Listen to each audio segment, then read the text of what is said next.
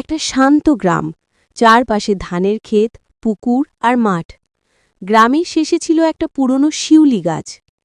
লোকজন বলতো রাতে নাকি গাছটার নিচে কান্নার শব্দ শোনা যায়।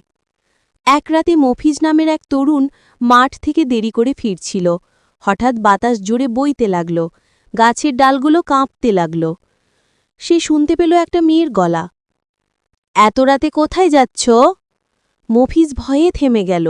তাকিয়ে দেখে সাদা পোশাকে এক ছায়া মূর্তি দাঁড়িয়ে আছে। মুখ দেখা যায় না, শুধু লম্বা চুল আর হাত নাড়ছে।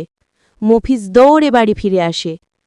শিউলি গাছ নিয়ে গ্রামের ভয় দিন দিন বাড়ছিল। কেউ রাতে ওই রাস্তা ধরত না।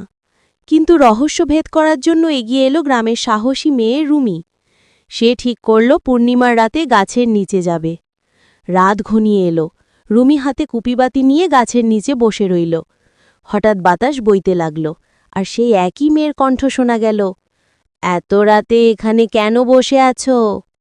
রুমি কাপা গলায় বলল, তুমি কে? মুহূর্তের মধ্যে সাদা পোশাকের ছায়া আবার দেখা দিল।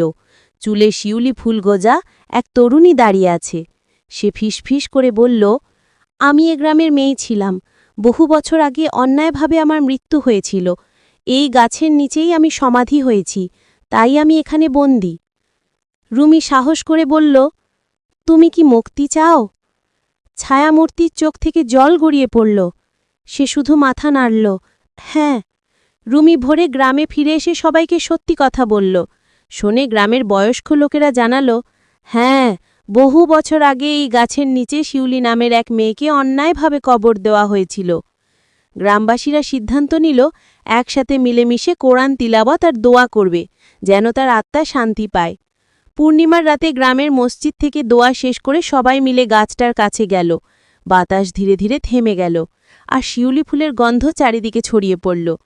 হঠাৎ সবাই দেখল সাদা পোশাকের মেয়েটি শেষবারের মতো গাছের নিচে দাঁড়িয়ে আছে।